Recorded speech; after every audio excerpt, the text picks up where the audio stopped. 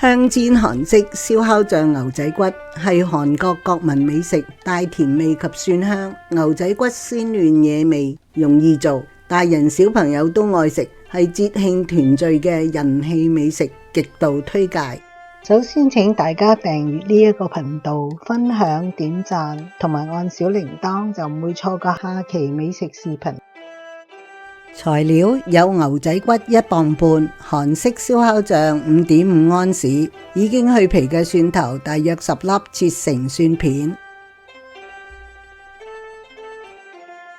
磅半嘅牛仔骨，揾啲清水咧沖洗一下佢啦，將佢表面啲脂肪啊，一啲嘅污糟嘅嘢咧，就將佢洗乾淨佢，每一條都捽擦一下啦。咁然後咧又沖洗多佢1-2次，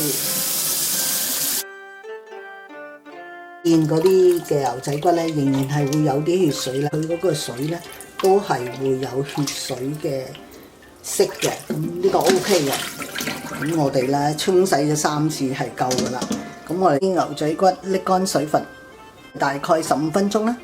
停咗水15分鐘啦，咁我哋咧就將佢一開為2，切開葉亦都有個好處咧，更加入味啦嚇。咁煎嘅時候咧，亦都容易啲處理嘅。4條骨啦，咁喺中間就將佢切開佢。底骨咧已經一開為2啦，放晒喺一個嘅玻璃盤嗰度啦。我哋就加入5安士半嘅韓式烤肉醬啦，咁啊加晒落去，帶甜味嘅，加入10零粒嘅蒜頭片啦，一定要撈一撈勻佢啊！咁如果你喜歡嘅話咧，你中意食黑椒咧，你呢個時候係可以加黑椒嘅，我就唔加啦，就係純粹呢一個嘅韓式嘅燒烤醬，將佢反一反佢啦，每一塊肉咧都要醃到啲醬，佢撈勻咗佢，加蓋放喺呢個冰箱雪櫃啦。就去雪佢1日半，快快脆脆食得唔得？咁得嘅，你醃佢2-3鐘啦。喺煎啲牛仔骨前嘅2到3個鐘咧，就要喺冰箱 refrigerator 咧就攞出呢個牛仔骨喺室內回溫。用大火燒熱咗一個平底鑊，加入大概係2到3湯匙嘅油啦。油咧係要鋪平喺個平底鑊裏邊。將個油燒到好熱好熱，燒到好熱啦，即係放上去咧，你要感覺到個熱力係好緊要。快手將啲牛仔骨放落去煎啦。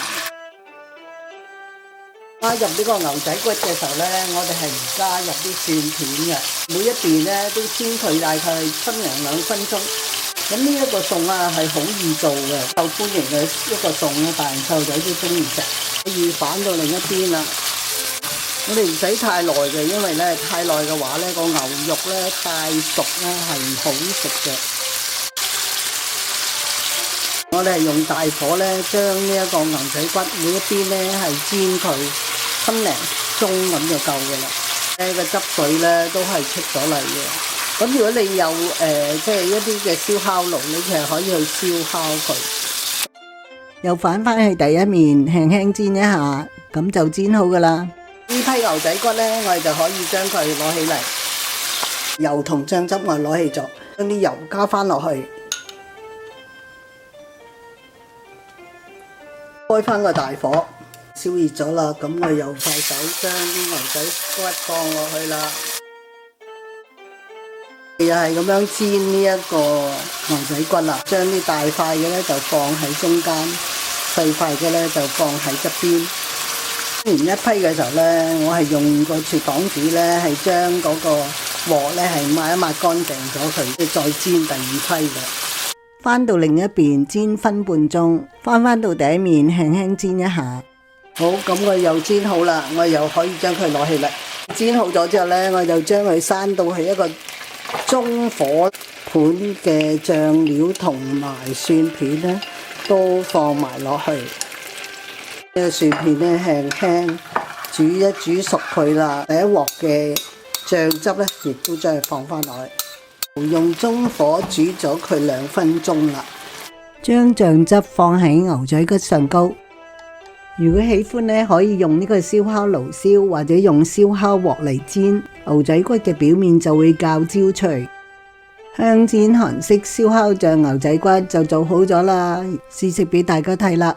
咁啊，舔咗啲汁啦，咁有塊蒜片，啲肉咧係腍軟嫩滑，啲牛仔骨係帶甜味噶，嗰個韓式醬汁咧好和味，燒烤醬係入咗落個肉嗰度，係好食，好正啊！係過節啦、團聚啊，或者喜歡嘅時候隨時做出嚟食嘅一個美食。小廚 Sanny 推介各地美食烹調，記得訂閱啦！